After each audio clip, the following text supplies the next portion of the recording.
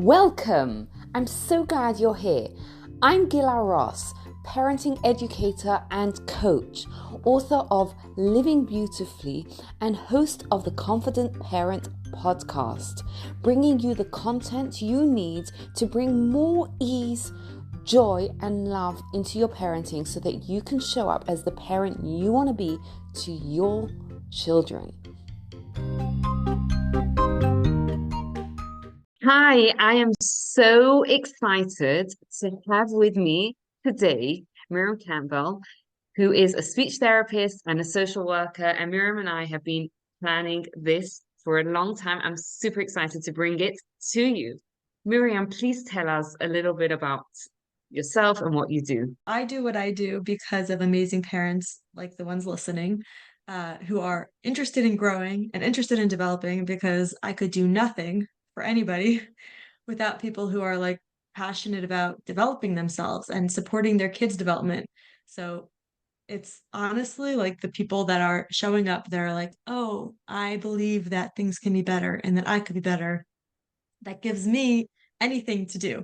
So I just have so much gratitude, Gila, to you for giving me this space to be able to share some hopefully ideas to help parents support their kids' social emotional development, primarily social skills, which is what I do.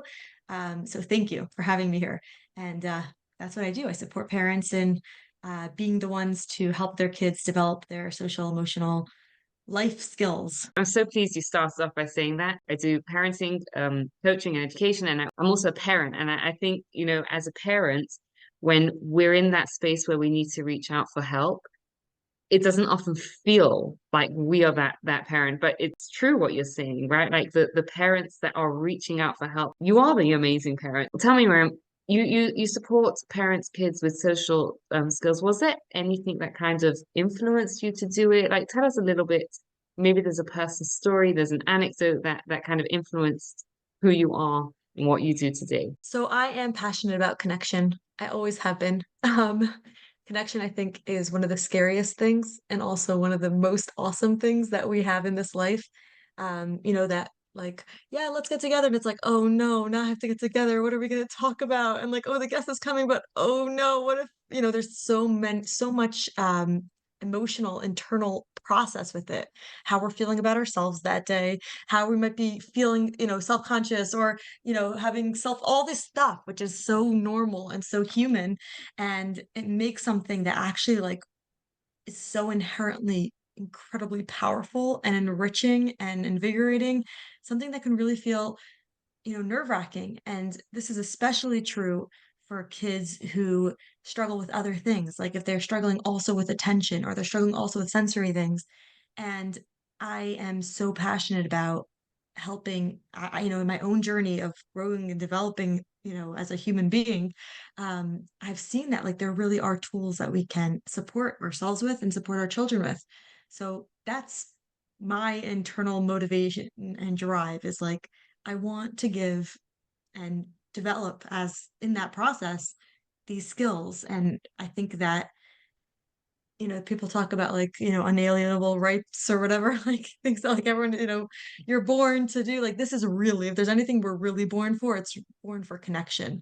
And that means born connection with So true. ourselves, connection with Hashem, connection with others, and like there are things we can do to support that. So let's. Yes, I talk about this in my book, Living Beautifully, which came out recently, that relationships connection is one of the things that brings us the most joy, and it also brings us the most stress oftentimes, right? Yeah. So it is so true. I'm going to ask a very basic, dumb question, right? You talk about supporting kids with social skills. Tell us a little bit about you know, what that means, right? Like a kid Okay, that's struggling with that's a social very good skills, question. where will those struggles show up? So what's interesting is usually when a parent's saying their child's struggling with social skills, they're talking about the symptoms of it, where like they'll say like, oh, my child's, not doesn't have a self-advocate for themselves and they're being bullied. Or they're saying that my child doesn't have any friends and they're standing on the sidelines during recess. Or they'll say like my child is so bossy, everything has to be their way, and because of that, they're struggling with friendships. Or they'll say my child's like there's so many expressions of it. And very often, usually that's like the way that it's manifesting itself in the world and the way that they're experiencing pain. And that is, there's all these like, self-help books and all these programs, whatever, trying to like support the behavior of like, okay, so say this and then say this and then say this and then say this. And I find that like there's something that's so much more fundamental of it, which is why? Why do they need it to be their way or the highway? And very often, like, there's a lot of really core reasons, which is like, could be emotional regulation. I don't know how to cope with disappointment. So I need it to be this way because I am not going to be able to cope when I'm disappointed. Or I don't know how to find a solution of an alternative because I don't know how to problem solve, which is a cognitive skill. So like even if I'm emotionally regulated enough, but I don't have that cognitive skill of like how do I actually come up with an alternative solution, then that could be causing me needing it to be this way or the other way. Or if let's say I don't understand my world and I don't understand the sequence of events, which is also a cognitive skill, then this one piece of information, which is this how you play the game. And okay, that might be how to play the game when there's 10 people playing, but right now there's 2 people playing. So you can be a little flexible, but wait, if I don't have this sequencing understanding of like, okay, well, there's a reason and there's patterns in my life and there's a certain, a sequence of way of understanding order in my life, then I'm going to have to be very, very rigid in how I'm engaging with something. And that can create anxiety, et cetera, et cetera, et cetera. So like social skills is what I would describe as how it manifests itself.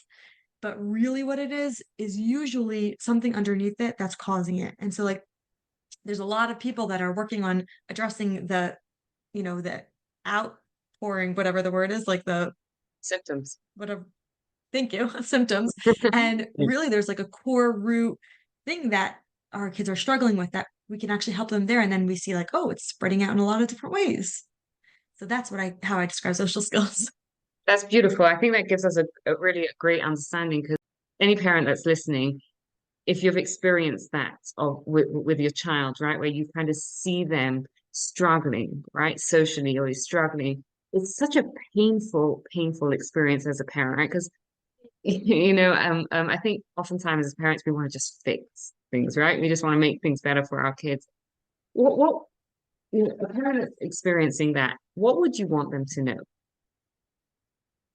First thing I would want them to know is, of course, to validate for themselves that yes, it's really painful. I remember the first time I walked into one of my kids' classrooms and the teacher told me something about my child, and I was in a room of a 5-year-old and I literally started crying right there. Like, and it was like, okay, like I do this all day long. Like this is really like I know this language, and there's nothing like it when your child's in pain and you hear about their pain.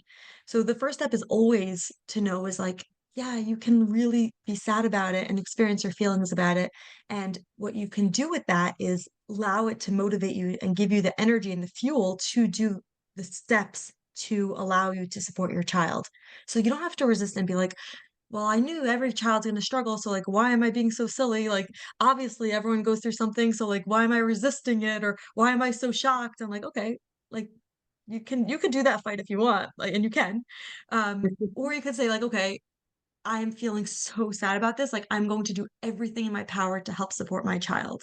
And like, use all your love, because that's really what it is, love for your child to fuel you to help you get to the next step. So that would say is step one is really like allowing that process of like, okay, I'm allowed to be here. Like, and I'm going to do I complete conviction and using that love of instead of like, okay, let me go into guilt. How come I didn't notice it before? What was I missing?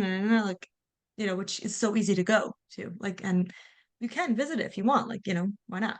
But you might want to use it to help yourself get to the next place of, okay, what can I do with this? What can I do with now this new information type of thing? Yeah. And I just want to comment on something you said because it's you said about like sometimes why did I not notice it earlier? And it's that guilt. And thank you for giving us all permission to experience that guilt. And at the same time, I think it's important for us to recognize that just like we have our journeys in life, God has a journey for our kids as well, right? And when we notice the things, right, obviously barring that negligence or whatever, is part of their journey as well. And we can only learn from that. So thank you for giving us permission, but also fuel that. I love the way you said, feel it and let it fuel you to help your child. So what are some of the things that parents can do to help their children? So once we've allowed ourselves to be like, okay, that conviction, then we can realize that when we pay very close attention to where they're struggling, so like whatever the teacher tells us or whatever we start noticing a patterns of, then because we're open to that growth process, we can actually learn about our child and really try and understand like, okay, well, this time she did freak out and that time she didn't freak out. So what was different this time and that time? Like ask yourself those questions.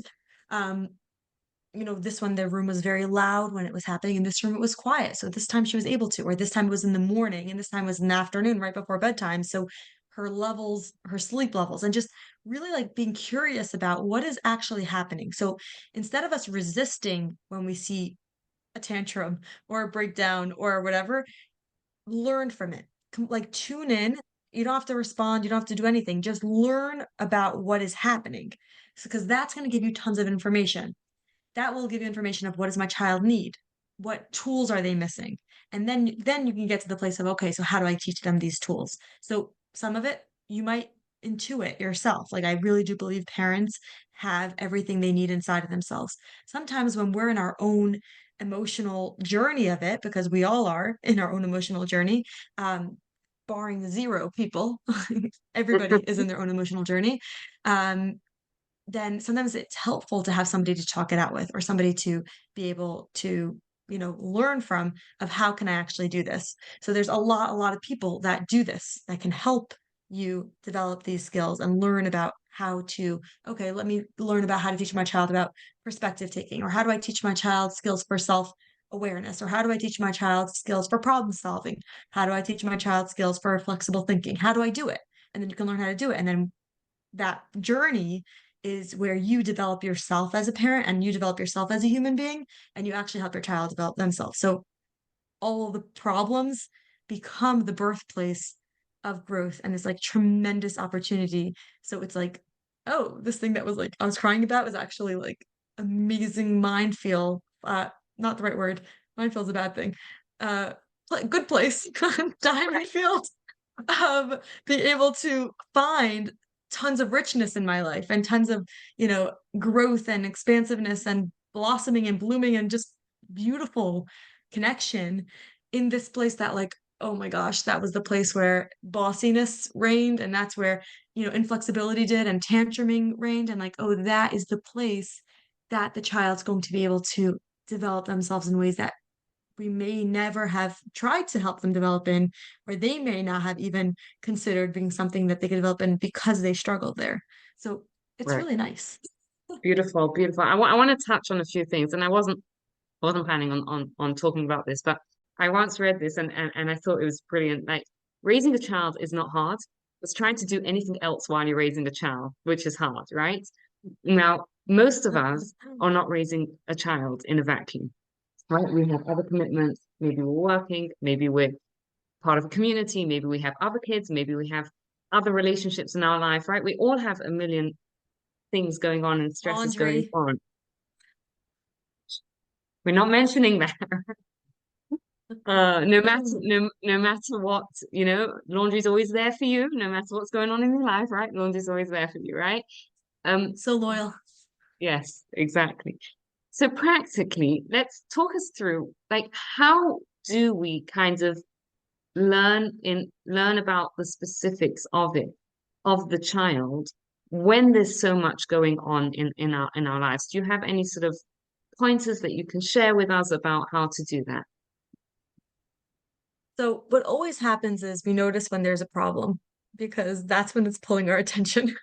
Yeah, Because that's like we could be just innocently, you know, washing dishes, and then suddenly we hear shrieking, and then we know like, oh, I gotta pay attention. Probably there might be danger here. And then like our awareness is gonna be like tune in, and we're like, holy camole, take your hands from away from that your brother's neck. Like it's usually like loud never sounds can happens. no, no, no. In my house either. It's a made up example. So I've heard that there's some families where it happens. Who knows, right? so it's very normal. That's a very Yeah, normal thing to happen. And it's very normal for a parent to like, that's when we tune in. So what happens is then we have a lot of work to do because then we have to figure out, okay, what happened? Why did it happen? Whatever. But if let's say we try to have our antenna tune up when it's quiet, and I'm not talking about quiet that you're like, oh no, it's too quiet, but like quiet as in like humming quietly at the table, you know what I mean? And then we start noticing like where they are succeeding, then that actually also gives us information about them struggling. Because sometimes when they struggle, then Interesting. we're just going to keep on finding all the places that they're struggling, and then we can't actually work with any places of movement. Because really what happens is when we are detectives and the only thing we're detecting is negativity, which there's plenty of negativity to detect. But if let's say the only thing we're detecting is negativity, then we don't actually know what skills they have to grow their next skill. So like let's say they're struggling with inflexible thinking. And we keep on noticing every time the shrinking comes, like, oh no, who didn't agree with her way of playing that game? Who didn't agree with where she puts her chair, or where she's supposed to sit at the table, or where she's supposed to sit in the car, or someone touching her air, you know?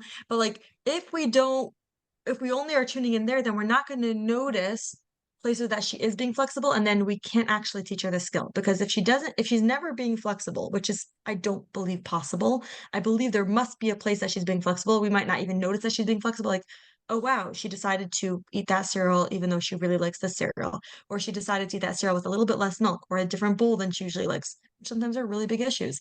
Or she's eating cereal and she's eating it 5 minutes later than she would have otherwise eaten it, or she's eating it and there's music playing that she doesn't really like, whatever it is. Then we're not going to be paying attention to where she is succeeding. So when you say like, okay, how do I be detective to understand, our best foot forward would be to do a detective where they're actually succeeding, which means we have to pay attention to when there's no shrieking also. I know, right? Like that's my off time. Shrinking is when I'm on, quiet is when I'm off. But we'll be able to have much better effective shrieking sessions when we also paid attention when it's quiet, because then we'll actually be able to grow the skills we want and hopefully have less shrieking sessions in the future. Does that make sense? Did that answer your It question or not really? no, I think it's a very, very good point. It's that to notice, because I love what you said, that it's true, right? We notice, and our brains are wired to notice the danger and the problems, right?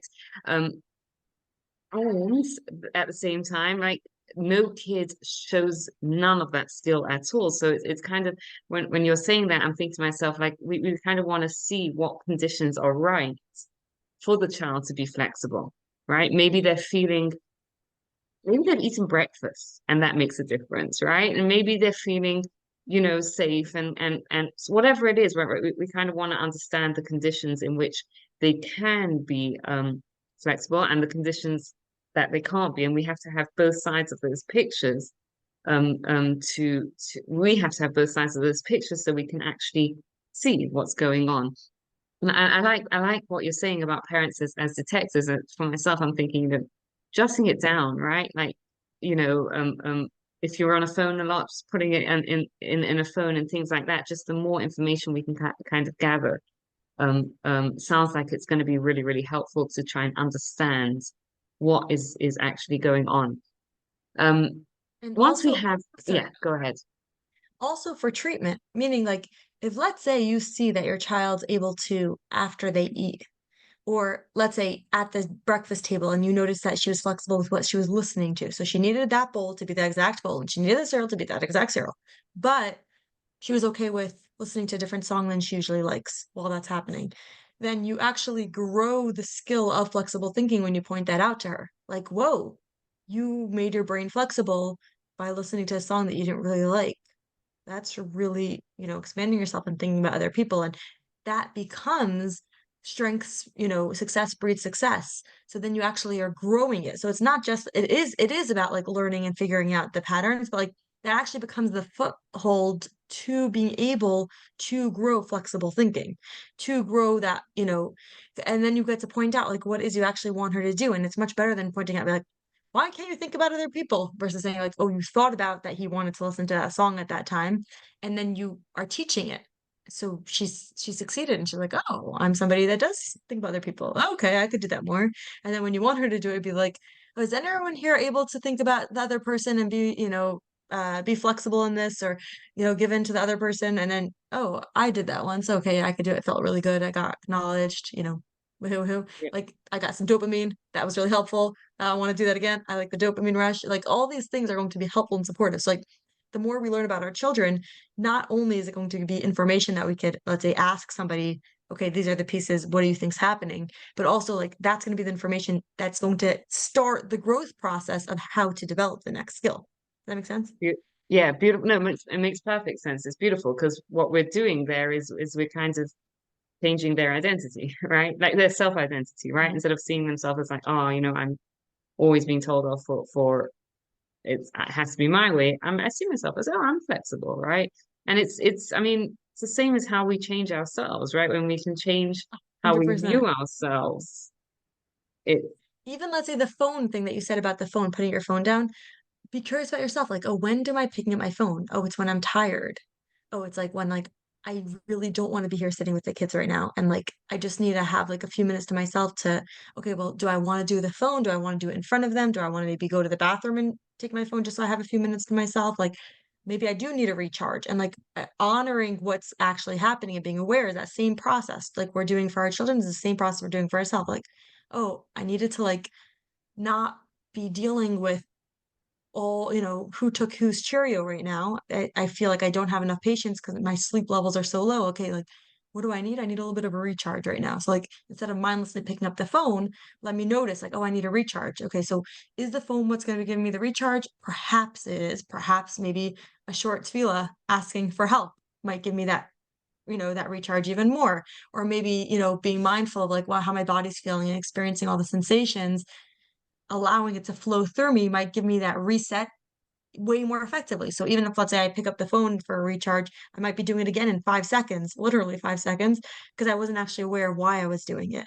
So just that checking in, just like we want to learn about our kids' patterns, we can learn about our own patterns. It's because we're also kids in a way. You know what I mean? Like we're just responsible for ourselves, kids, but we still are right. growing and learning, and that way we're still kids. I love what you're saying because it's true, right? We want to have awareness of our kids, but we also want to have awareness of our own behaviors. And again, you can correct me if I'm wrong, but I think there's nothing wrong with parents taking a time out, right? Like and I think sometimes there's value in sharing that with our kids as well. Like I'm feeling stressed right now. I'm going to take a few minutes out and I'll be back. Model what we want our kids to do as well. And just one Yeah. word about that piece is that we don't want our kids to carry our process. I'm not telling them I need a reset, so therefore you have to act nicely. She's 3 years old. She's going to tantrum. She's 3 years old. You don't have to be a certain way for mommy. But I am, I'll be back. I need a reset. I need to get myself some more energy. And then coming back as yourself. I'm owning my process. This isn't about you carrying that I'm, feeling stressed and overwhelmed. I'm gonna take care of myself, honey bun. I'm not available right now. See you soon. I love that you brought that up. The long-term thing that we want to be able to teach kids is life is going to be stressful, right? People are going to do things.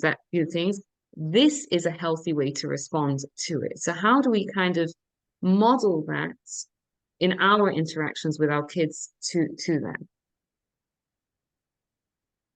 Such an important question. So I think that the piece is in the moment, this is really just I'm thinking about how the brain works. In the moment, they are not available for that. They are in their own place of distress down here, and lack of safety. They're not going to be receptive to hearing you in that space. So the best thing you can do is focus inward to yourself and do your own process. So some parents are very sensory, and like the noise itself makes it hard, but you could practice it. You could practice it on times when the child's not crying. And this is really, what we can do, like desensitization type of thing, where you have make loud noises and help yourself access an internal sense of safety, like through meditation and practicing that sense of like, okay, my sensory system is going into a place of distress, hearing screaming, I hate you, mommy, you're the worst, etc. And the loud noises and the banging and the kicking on the door, especially when you're in the bathroom and like the sound reverberates, like echoes against the bathroom doors and the walls. And it's like, oh my gosh, this is really dangerous in this moment. And like maybe they will come into my privacy, will be, Disruptive. as compromise, or maybe, and I'm so helpless that I can't get them to stop banging, even though I said, be quiet, stop banging, I'm coming out in a minute. And like that helplessness and all those things are happening internally in the parent self, in the parent body. And we are not in a place to be able to tell them, by the way, mother is in the middle of processing her mother self, and I will attend to you in a moment. But what you can do is just do it without saying it to them. And you just are actually, okay, how do I give my body signals and messages that even with these loud noises, I am safe and there is safety inside of my body in this banging, loud, echoing bathroom? I can access my own internal safety amongst the noise. Like people do it in meditation, they'll say, like, as you hear noises that are happening, it's actually going to help you feel more calm, which is just a suggestion. Like it's a random suggestion, but like it means that the mind is capable of deciding the loud banging on the door doesn't mean I'm not safe. I can access internal safety in independent of what is happening external to me, to myself. So the more you practice it, the easier it is to access it. So the more that, and this requires practice. Like I'm saying, like I've been practicing this for many years and I still have space to grow. And I find that I've improved a lot and there's always space to grow. So it's not like something that's like, oh, let me 1, 2, 3, I'm going to get it. Great. I got it. I listened to the podcast. Now I know how to do it. But the Right. skill is really like helping my body be able to find safety on command. Like, okay, the first step I think is really about locating what is honestly happening in my body. So, like, if let's say your heart starts pounding or your armpits start sweating, or you're, tuning into your actual physical experience, is that first way of allowing yourself to get in touch with your body, because that's the loudest message your body's experiencing. So like when they're banging on the door and your heart is pounding and like you feel like your hands clenching or your clenching, and you feel like that screams about to come out, like quiet or whatever, like notice the sensations in your body in an honest empathic way, like, oh, my body feels not safe. Okay, I'm staying with this feeling of not safety.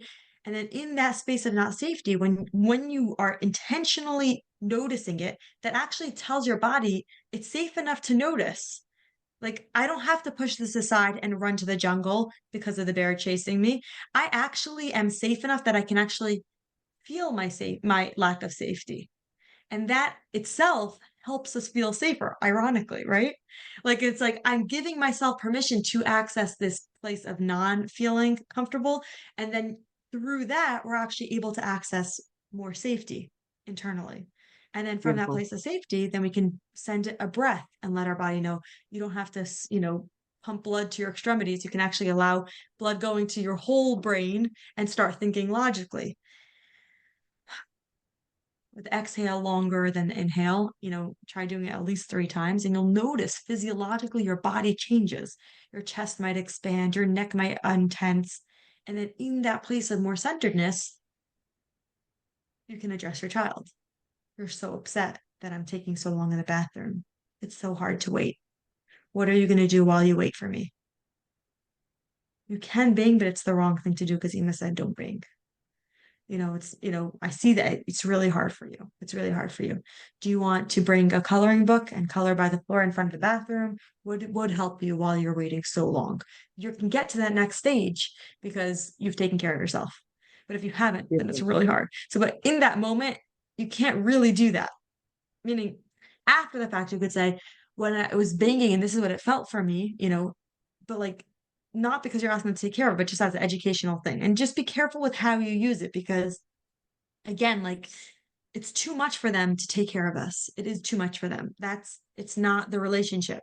You know, we can ask them Yeah. for specific things. Can you please get me a tea? Can you please get me whatever? But saying like take care of my emotional needs is not going to help them Right. be Of able to course. take care of, it's too big for them. It's just like my savior is not is it, going to ask me, like it's just too hard. You do it, but you don't do it in the moment. You do it when their needs are settled, they don't need anything, and you're doing it as education. It's pleasant, it's conversational, it's not stressful. You could review it. I was feeling so overwhelmed, I took some deep breaths, it helped me, and then I was so good. Or you could use it not with an example with you and them, because that might be too much. They might go to a place of danger because like, what?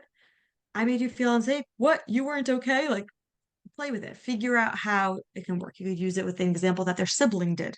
Their sibling was banging on the door, and this is what I did, just to separate it a little bit so they don't have to have that guilt and take responsibility for in that way. Beautiful.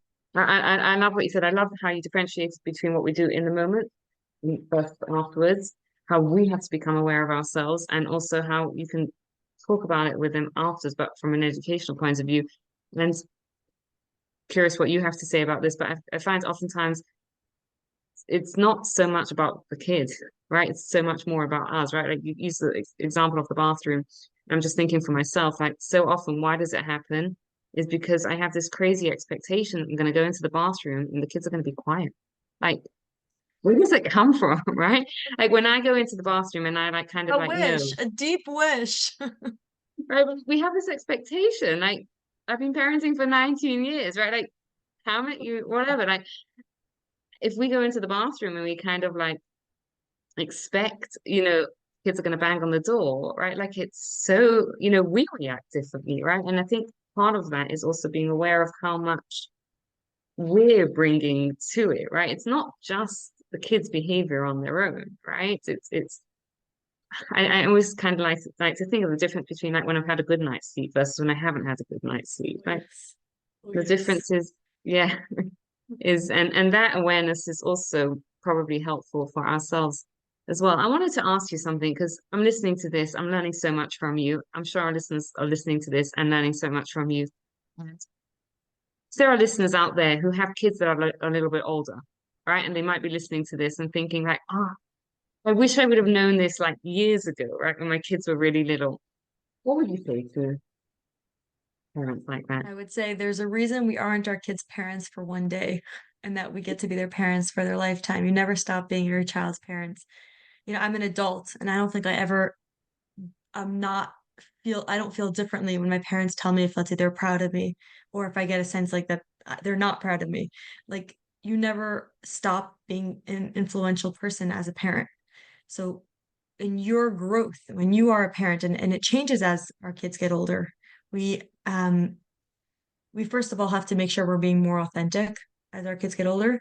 Um, but when you decide as a human being to grow yourself, I, as a parent, am going to choose to grow myself. Our kids see that no matter how old they are. And that is like, there's nothing else that you could do for your child when when their hero, even if you're not their hero right now, you know what I mean? Like it changes over the years, different ages, different feelings. Ultimately, you are their mother and you're your father, and you'll never not be that. And when you decide, I'm ready for this next place of growth, like I want to work on my emotional regulation, I want to work on my flexible thinking, I want to work on my problem solving, I want to work on my self-awareness, I want to work on my communication skills, my conversation skills, and you invest in yourself and you invest in developing yourself, they're going to experience you differently and they're going to experience the world differently because if you are different, there's never like it's never over, which is so wonderful. Beautiful. That's beautiful. Thank you. I'm I laughing because I appreciate feel that. like people will be like, "What? It's never over." That's why I'm laughing. Right. That is also true. But it changes, right? It changes. Yeah. This has been an incredible, incredible conversation. Can you give us like one sort of thing that parents can take away from this conversation to apply the insights we've learned into their lives, Hmm. into their parenting, into their families? Um, I think that when you see your child struggling,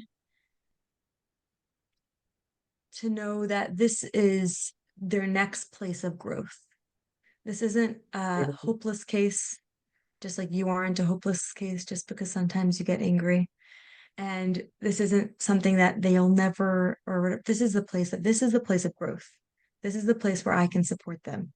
And getting yourself to a place where you are in an emotional position that you can support them is the biggest gift you can give them. The biggest gift. So when you see them as their person in progress, they aren't a hopeless case. They aren't.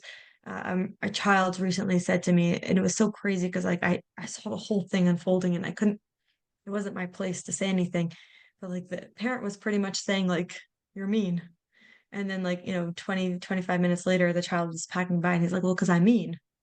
Mm. And I was just like, the message our children get is, I have this problem and I am this problem, that's a much bigger problem. So if we give them the message like, oh, this is just the next space of growth. This is the next place where we're developing skills. And you don't have to tell them, or you can tell them, or depending, where they're up to, how much they need to hear that, so that way they'll be motivated or not. Maybe that still won't help them. You have to know each child, each situation. Then that's what I would say, is looking at the challenges our children are dealing with and that we're dealing with as, oh, this is the space of growth. This is the moment.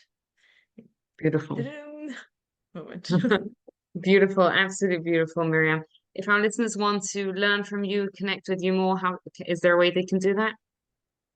Sure. Email me. That's the best way of getting in touch with me. skillsforconnection@gmail.com. And, join my WhatsApp group, or, get coaching, or join any of my courses. And, but if you email me, then you'll be able to hear about what would fit you most. Brilliant. Would love to hear from you.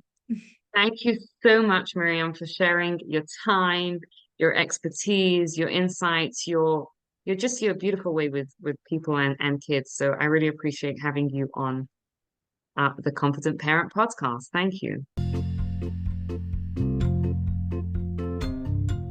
Thank you so much for taking the time to listen. I'd love to hear your thoughts, your feedback, your questions for future episodes.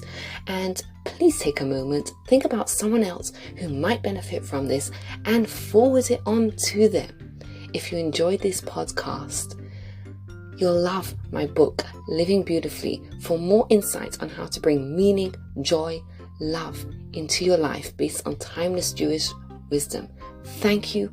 Have a wonderful day, and please take a moment to rate, review, and subscribe to the podcast so you don't miss out.